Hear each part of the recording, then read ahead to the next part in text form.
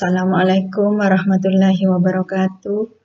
Selamat bertemu kembali untuk anak-anakku kelas 9 dengan Bu Halimah, di mana pada saat ini Bu Halimah akan menyampaikan materi bahasa Indonesia, yaitu pertemuan ketiga, menelaah struktur teks laporan percobaan. Ini masih merupakan lanjutan pertemuan pertama dan kedua anak-anakku. Sebelum kalian belajar, kalian berdoa dulu ya, biar ilmu yang didapatkan lebih berkah, barokah untuk bekal kalian kelak. Anak-anakku ya, Halimah lanjut. Nah, kompetensi dasar di sini yaitu 3.2, menelaah struktur dan kebahasaan dari teks laporan percobaan yang didengar atau dibaca. 4.2 yaitu menyajikan tujuan, bahan, alat, langkah, dan hasil dalam laporan percobaan secara tulis dan lisan dengan memperhatikan kelengkapan data, struktur, aspek kebahasaan, dan aspek lisan.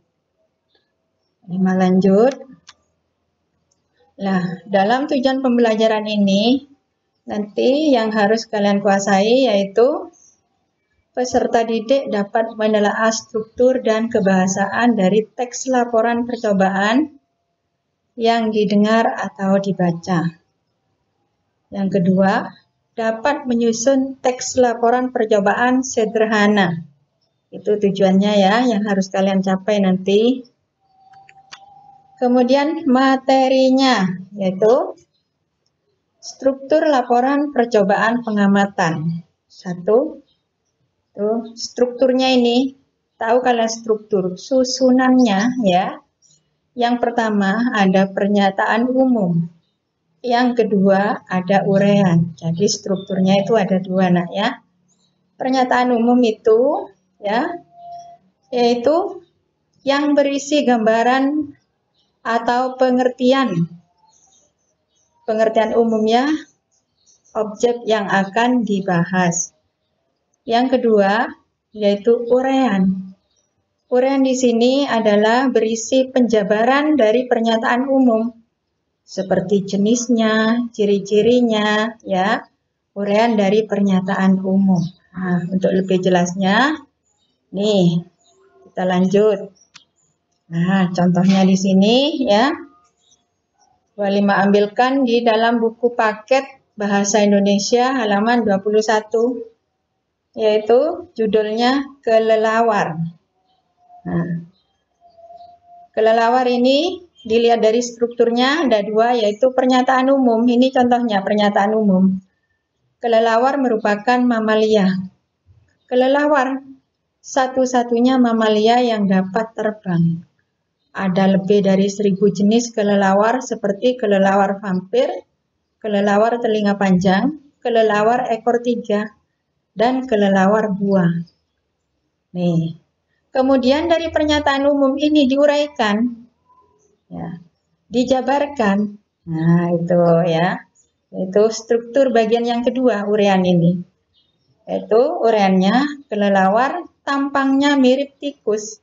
Saat terbang bersama, kelelawar seperti tikus terbang.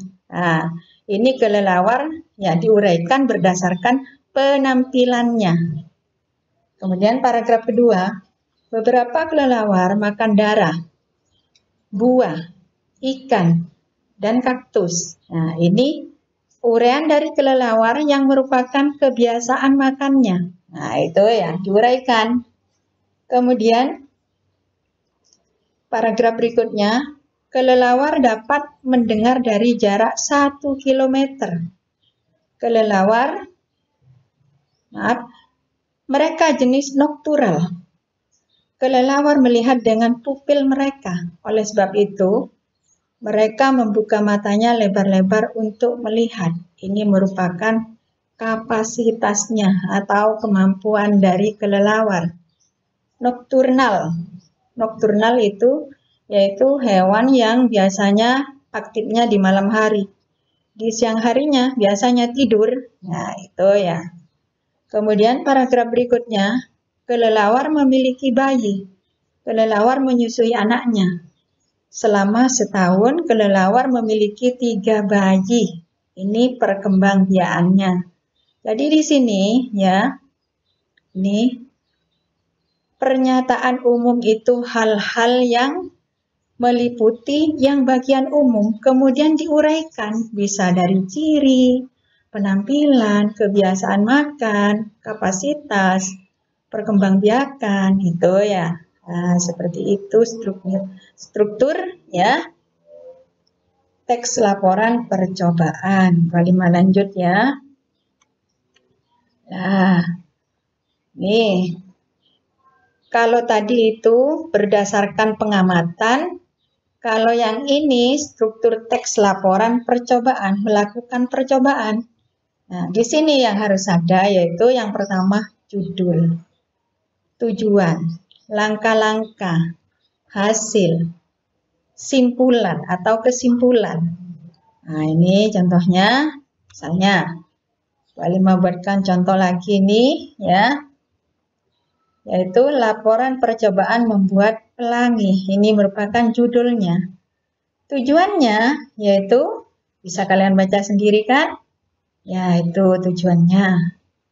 Jadi ini struktur membuat laporan percobaan. Yang pertama ada judul. Sebenarnya nomor 1 judul ini ya.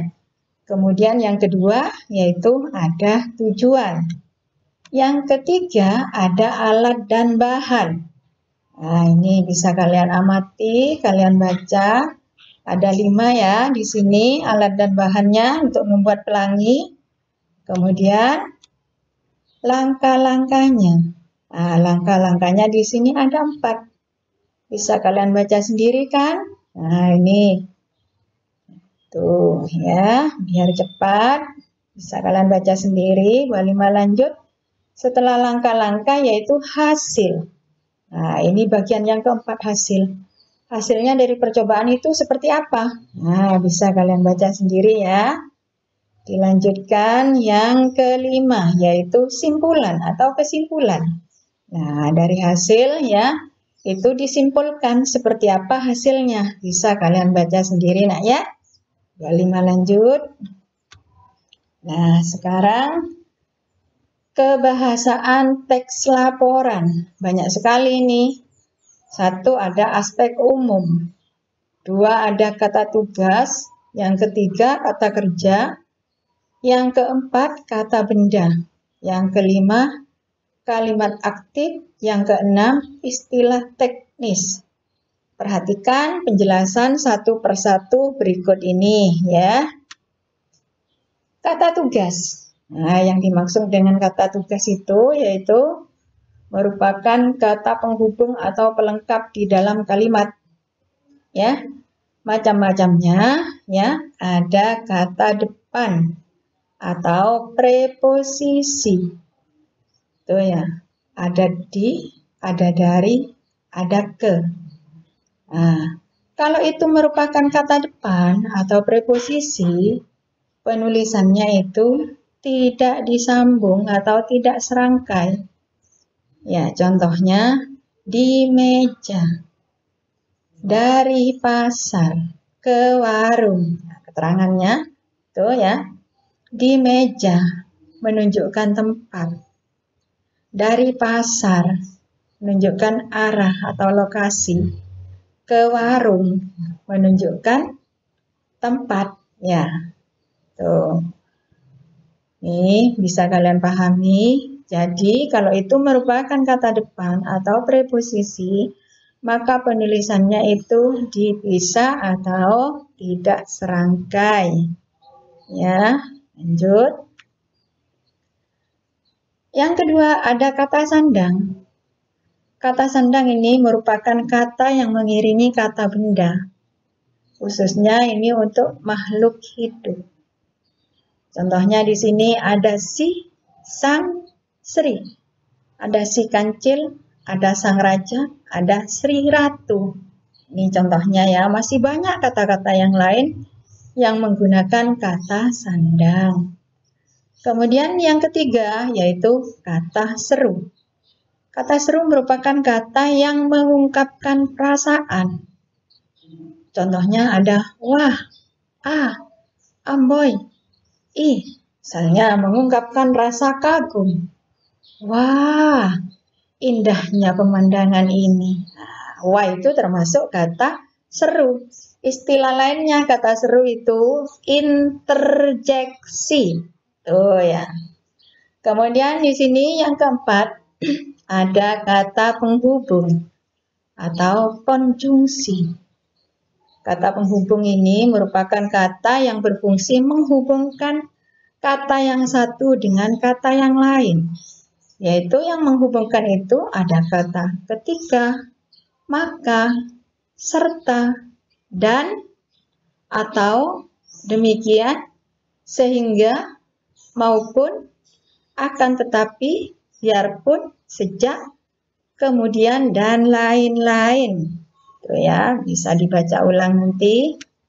Nah, sekarang aspek umum atau gambaran umum pengertiannya ya. Di sini pengertian umum objek yang akan dibahas.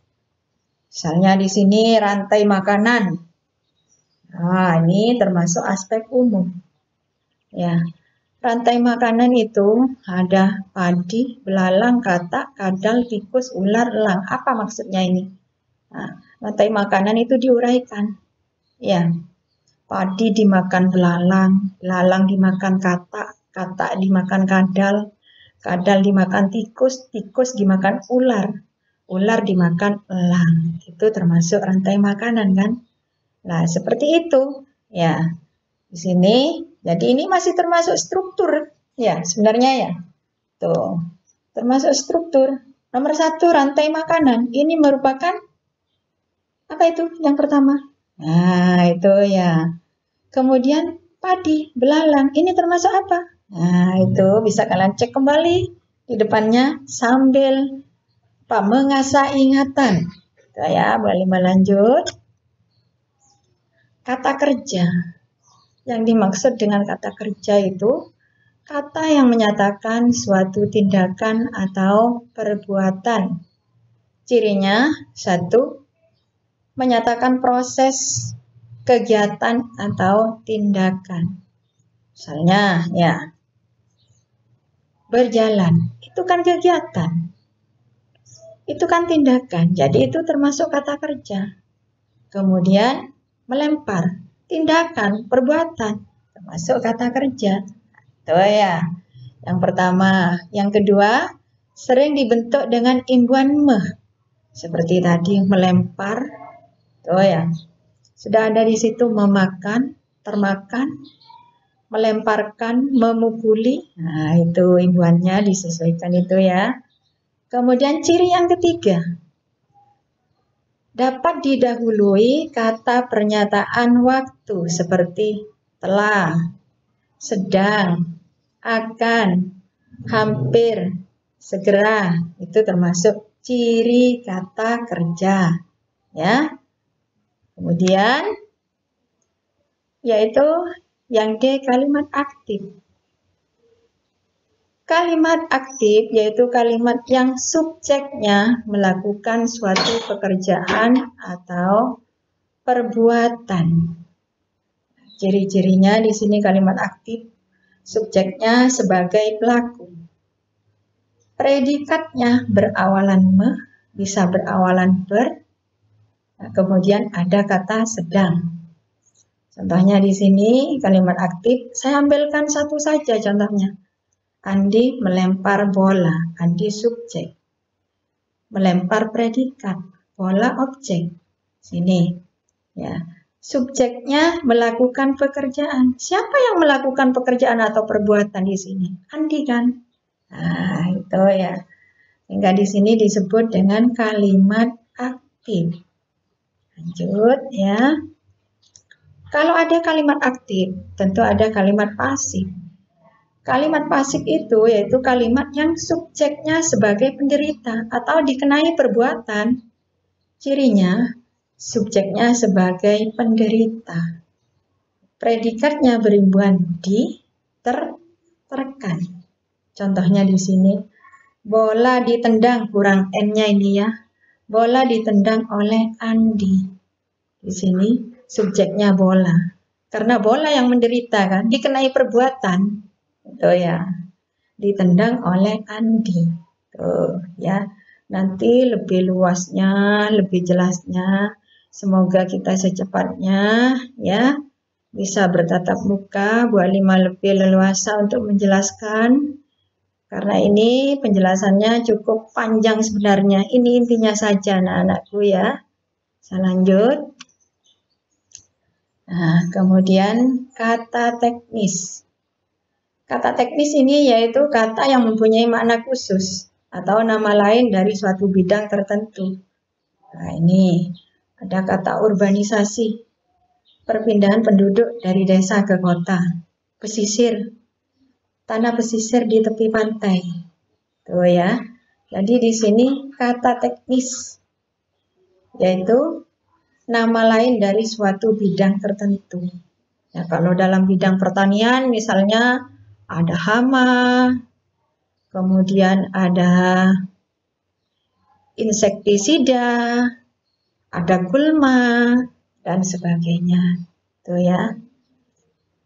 Ya, sekarang boleh melanjutkan ke tugas. Tugasnya ini ya bisa kalian lihat di buku paket bahasa Indonesia. Yang pertama yaitu kegiatan 3. Latihan kebahasaan halaman 25. Yaitu berikan pernyataan umum dari kata-kata tersebut. Di situ ada uraiannya sudah.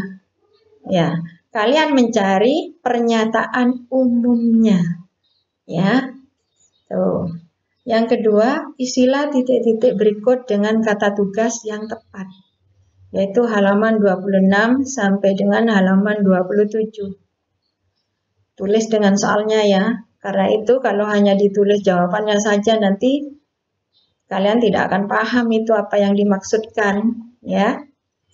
Tuh, kata tugas itu kan banyak ya, sudah diterangkan di depan tadi.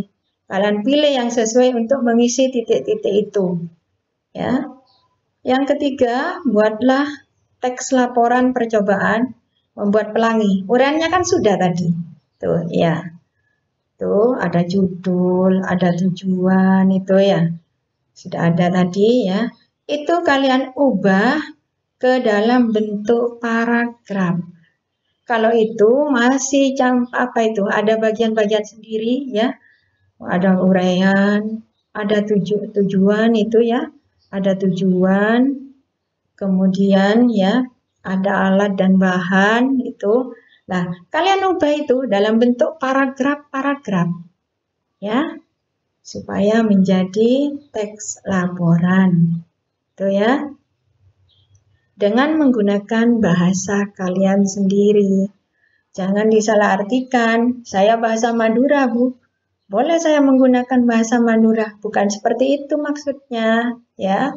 Bahasa kalian sendiri yaitu yang keluar dari pikiran kalian yang nyambung dengan apa yang disampaikan di dalam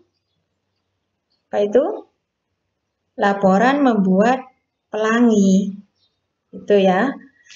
Nah, itu saja yang Bu Halimah sampaikan. Kalau ada yang bingung atau belum paham, boleh kalian japri ke Bu Halimah ya. Semoga bermanfaat dan selamat belajar serta mengerjakan tugas. Tidak ada kata sulit selama kalian mau berusaha. Saya akhiri. Wassalamualaikum warahmatullahi wabarakatuh. Jangan lupa follow sosial media sekolah kita untuk mendapatkan info terkini seputar sekolah kita.